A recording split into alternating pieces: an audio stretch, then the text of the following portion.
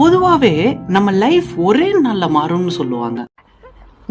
அது நல்ல விதமாவும் இருக்கலாம், இல்ல நெகட்டிவாவும் இருக்கலாம். சோ அதை எக்ஸ்பிளைன் பண்ற மாதிரி இருக்கிற ஒரு ஸ்டோரியை தான் நம்ம இன்னைக்கு பார்க்க போறோம். நம்ம சின்ன சின்னதா பண்ற சில விஷயம் ஒரு கட்டத்துல பெருசாகி நமக்கே ஆப்பு வைக்கும் பாத்தீங்களா, அதையும் சம்பந்தப்பட்ட மாதிரி ஒரு கதையை தான் நம்ம இன்னைக்கு பார்க்க போறோம். இதெல்லாம் போக இந்த கதையை நான் ஒரு முக்கியமான நேரத்துல எழுதுனேன். அது எப்பன்னு நான் கடைசியில சொல்றேன். இப்போ அங்க கதைக்கு போவோம். என்ன எனக்கு என்ன தெரியும், கேளுடா. நம்ம ஹீரோ சஞ்சய் வழக்கம் போல அன்னைக்கும் காலையில காலேஜ் போறதுக்காண்டி அவன் ஃப்ரெண்ட்ஸ்க்காக வெயிட் பண்ணிட்டு இருக்கான். எப்பவுமே 3 பேர் ஒரே பைக்ல போறது வழக்கம். இன்னைக்குமே அதே மாதிரி போறதுக்காண்டி வெயிட் பண்ணிக்கிட்டு இருக்கேன். கண்டிப்பா சும்மா இப்படியே வெயிட் பண்ணிக்கிட்டு இருந்தா அவங்க அப்பா திட்டுவாருன்னு சொல்லிட்டு கையில ஒரு நியூஸ் பேப்பர் எடுத்து அதை ரீட் பண்ற மாதிரி சீனை போட்டுக்கிட்டு இருக்காப்ல நம்ம ஆளு. அப்ப அதுல அவன் ஒரு நியூஸ் பாக்குறான். அவனுக்கு ரொம்பவே பிடிச்ச ஒரு ஆக்டர் அவங்க ஏரியால ஷூட்டிங்க்கு வரதா அது போட்டிருக்கு. நம்ம ஆளுக்கு பெரிய சந்தோஷம். எப்படியாச்சும் இன்னைக்கு காலேஜ கட் அடிச்சிட்டாச்சு இவரை போய் பார்த்துட்டு வந்துடும் சொல்லிட்டு சைட்ல ஒரு பிளான போடுறேன். நம்ம சஞ்சய் நியூஸ் பேப்பர் படிச்சுட்டு இருக்கிறப்பயே வாசல்ல ஹாரன் சவுண்ட் கேட்டுது. நம்ம சஞ்சய் ஃப்ரெண்ட்ஸ் வந்து ஹாரன் அடிச்சுக்கிட்டு இருக்காங்க. அதை கேட்ட நம்ம சஞ்சயோட அப்பா வழக்கம் போல எல்லா அப்பாவும் சொல்ற மாதிரி தான் சொல்லல, காலங்காத்தாலே வந்துருங்க, எத்தனை திட்டாலும் சூடு சொல்றேன் அப்படின்னு திட்டுறாரு. நம்ம சஞ்சயும் வழக்கம் போல அதெல்லாம் கண்டுக்காம டாடா பாய் பாய்னு அவங்க அப்பாட்ட சொல்லிட்டு வெளியே போறாப்ல. வீட்டு விட்டு வெளியே வந்து பைக்ல ஏறி உட்காரான். அப்பதான் ஒண்ணு கவனிக்கிறேன், வண்டி ஓட்டுற நம்ம பார்த்திபன் ஹெல்மெட் போடல. உடனே நம்ம சஞ்சய் சொல்றேன், ஏண்டா ட்ரிபிள்ஸ் தான் போற, அதுவே பெரிய பாவம், அதுல இந்த ஹெல்மெட் வேற போடாம வரையடான்னு கேக்குறேன். அதை கேட்ட பார்த்திபன், ஆமாடா அதைத்தான் நானும் சொல்றேன், போறது ட்ரிபிள்ஸ், இதுல ஹெல்மெட் போட்டா என்ன போடலைன்னா என்னன்னு சொல்லிட்டு அங்க இருந்து கிளம்புறாங்க. அப்படியே இந்த சைடு பாத்தீங்கன்னா ரொம்பவே பிஸியான ஒரு டிராபிக் ரோடு. அங்க புதுசா ஒரு போலீஸ் ஆபீசர் வந்து வேலைக்கு சேர்றாரு. ஏற்கனவே ஒரு பெரிய சீனியர் ஆபீசர் ஒருத்தர் இருக்காரு. அவர் இவருக்கு இன்ஸ்ட்ரக்ஷன் கொடுத்துக்கிட்டு இருக்காரு. இந்த மாதிரி எந்தெந்த வண்டியெல்லாம் பிடிக்கலாம், எந்தெந்த வண்டியெல்லாம் பிடிக்க கூடாது, எப்படி எப்படி சிச்சுவேஷனை ஃபேஸ் பண்ணலாம். இந்த புதுசா வந்த டிராபிக் போலீஸோட பேரு கார்த்திக். அங்க சீனியரா ஒருத்தர் இருக்காரு பாத்தீங்களா, அவர் பேரு குமார். இந்த புதுசா வந்த அதிகாரி எப்பவுமே நம்மளே ஒரு வேலைக்கு போனா துருன்னு இருப்போம் பாத்தீங்களா, அந்த மாதிரி இவரும் அங்கிட்டு போறாரு இங்கிட்டு போறாரு. சைக்கிள்ல வரவனுக்கு எல்லாம் ஹெல்மெட் எங்கன்னு கேட்டு ஃபைன் போட்டுக்கிட்டு இருக்காரு. ரொம்பவே ஆக்டிவா இருக்காரு.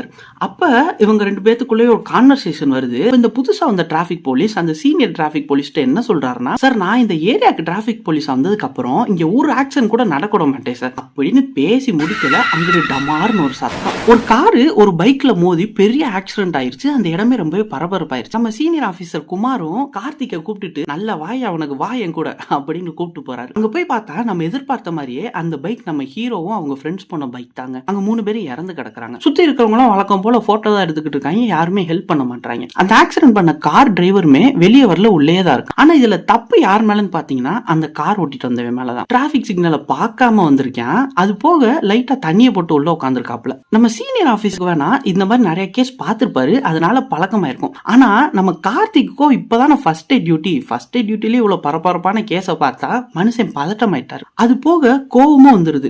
இவ்வளவு பெரிய ஆக்சிடென்ட் பண்ணிட்டு எவ்வளவு தில்லா உள்ள உட்காந்துருக்கேன் பாருங்க சார், வாங்கும் போது அவன் சட்டையை பிடிச்சு வெளியே இழுத்துட்டு வருவோம் அப்படின்னு சொல்றேன். அதுக்கு நம்ம சீனியர் ஆபீசர் என்ன சொல்றாருன்னா, அப்படி பார்த்தா இந்த பசங்க மேலேதான் தப்பு, ஏன்னா அவங்க ஹெல்மெட் போடல, கண்டிப்பா வேகமாவும் வந்திருப்பாங்க, அது போக ட்ரிபிள்ஸ் வேற, இவங்களுக்கு இதான் என் வேலை அப்படின்னு கேஷுவலா சொல்றாரு. அதுக்கு நம்ம கார்த்திக், என்னதான் இருந்தாலுமே அந்த கார்கார மேலதானே தப்பு அப்படி இப்படின்னு சொன்னோன்னே நம்ம சீனியர் ஆபீசர் குமாருக்குமே லைட்டா ஃபீல் ஆகுது. சரி வா, நீ சொல்றது கரெக்டா போய் கேப்போன்னு சொல்லிட்டு, என்னையா காருக்குள்ளே உட்காந்துருக்க, வெளியே வா அப்படின்னு கூப்பிடுறாங்க. கிட்டக்க போய் பார்த்ததுக்கு அப்புறம் தான் தெரியுது, நம்ம ஹீரோ காலையில நியூஸ் பேப்பர்ல அவனுக்கு பிடிச்ச ஆக்டர் இந்த ஏரியாக்கு வரான்னு பாத்துட்டு இருந்தான் பாத்தீங்களா, அந்த ஆக்டர் தாங்க இவரு.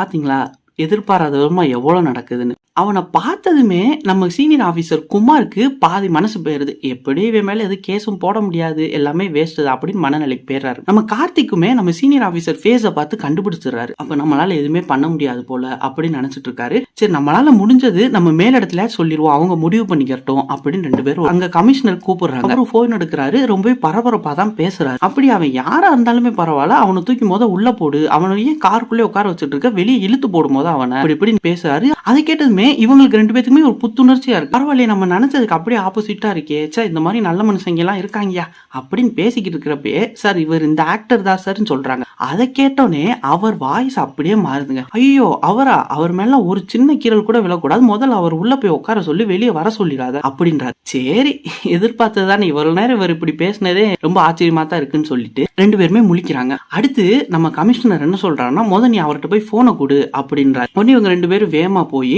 கார் டோரை தட்டி சார் இந்தாங்க போனும் கொடுக்குறாங்க. அவன் கொஞ்சம் கூட இதெல்லாம் நடந்ததெல்லாம் கேர் பண்ணிக்காம ஒரு கையில சிகரெட்டை பிடிச்சிட்டு இன்னொரு கையில போனை பேசுறாப்புல நம்மால். அங்கிட்டு கமிஷனர் என்ன சொல்றாருன்னா, சார் உங்க மேல நான் எந்த கேஸுமே வராம பாத்துக்கிறேன், உங்களுக்கு ஒண்ணுமே ஆகாது, நீங்க அதுக்கு பதிலா எனக்கு ஒரு சின்ன ஹெல்ப் மட்டும் பண்ணுங்கன்றாரு. இவனும் சரி என்னன்னு சொல்லுங்க பண்ணிடுவோன்னு சொல்றாரு. அதுக்கு நம்ம கமிஷனர், என் பையனுக்கு உங்களை ரொம்ப பிடிக்கும், உங்க கூட அவன் ஒரே ஒரு போட்டோ மட்டும் எடுக்கணும்னு ஆசைப்பட்டான், சாயங்காலம் வீட்டுக்கு வந்தீங்கன்னா ரொம்பவே சந்தோஷப்படுவேன் அப்படின்றாரு. இவனுமே ரொம்பவே திமிராவே ஓகே ஓகே நான் வரேன் அப்படின்னு சொல்லிட்டு போனை இவங்கிட்ட கொடுத்துறான். அப்ப நம்ம 2 டிராபிக் போலீஸும் அந்த கமிஷனர்கிட்ட கேட்கறாரு, சார் அவனை விடுங்க சார், இந்த பையங்க 3 பேர் இறந்து கிடக்குறாங்க, என்ன பண்றதுன்னு கேக்குறாங்க. அதுக்கு நம்ம கமிஷனர், ஏயா உன் பிள்ளையா என் பிள்ளையா, தூக்கி போட்டு வாயா, நமக்கு 1008 வேலை இருக்கு அப்படின்றாங்க. ஆனாலுமே இவங்க 2 பேத்துக்குமே மனசு கேட்கல.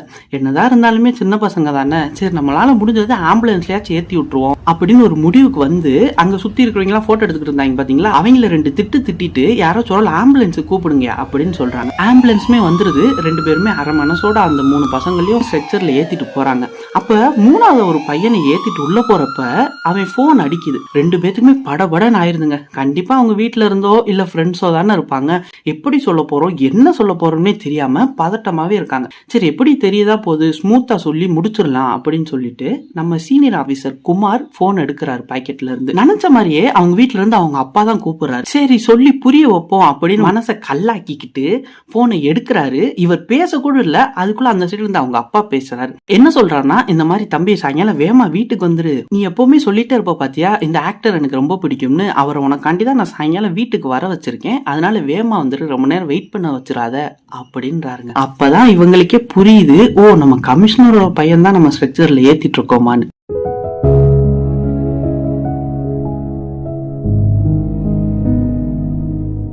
ரொம்பவே நல்லா இருந்துச்சுல, உங்களுக்கும் பிடிச்சிருக்கும் நினைக்கிறேன்.